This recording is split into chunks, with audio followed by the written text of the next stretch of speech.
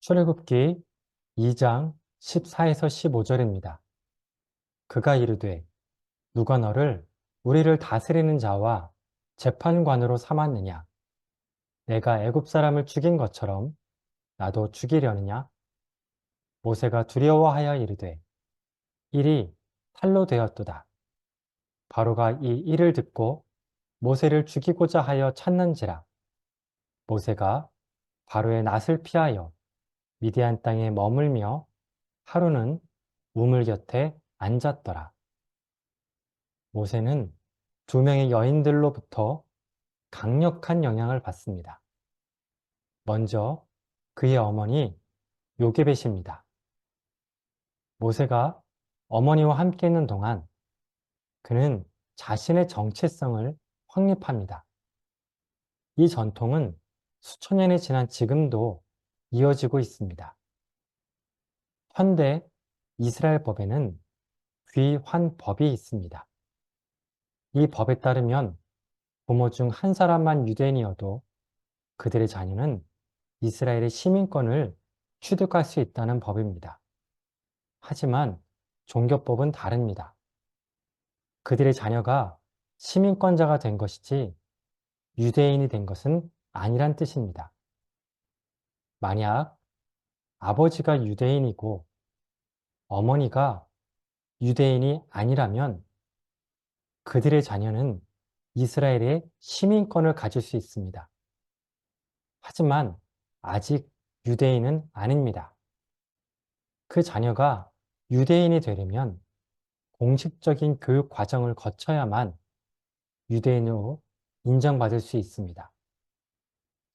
하지만 어머니의 경우는 다릅니다.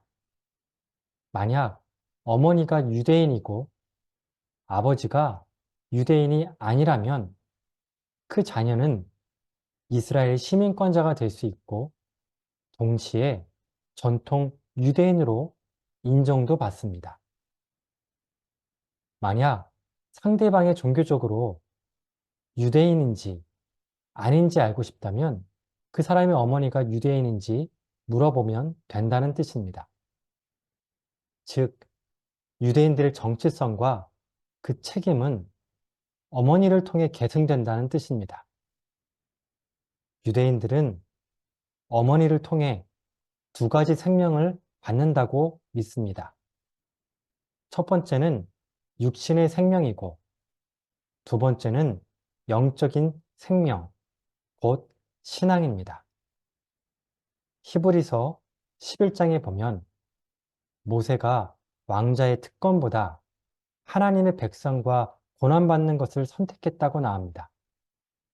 만약 모세가 어머니로부터 신앙교육을 받지 못했다면 모세는 아마도 그의 정체성을 잃어버리고 애굽인으로 살았을 겁니다.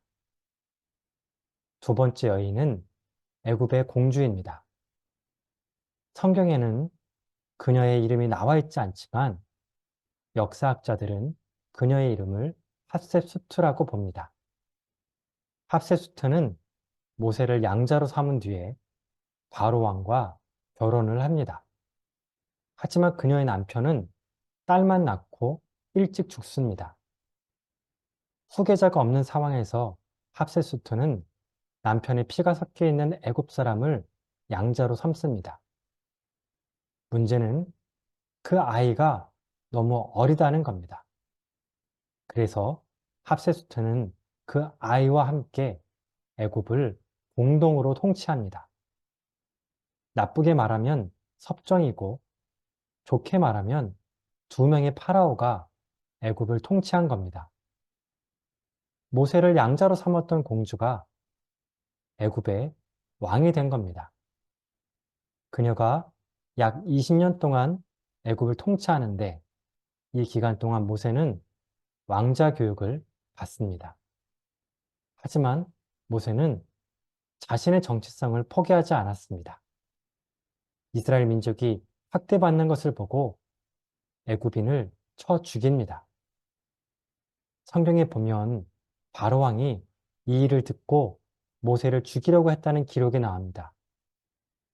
이 왕이 바로 어렸을 때 왕이 된 투투모세 3세입니다. 그 사람이 봤을 때 합세수토 여왕과 모세는 정치적으로 제거하고 싶은 대상이었을 겁니다. 이렇게 모세는 합세수토 여왕으로부터 정치, 경제, 사회, 문화, 종교에 이르는 당시의 최첨단 지식을 교육받았던 겁니다.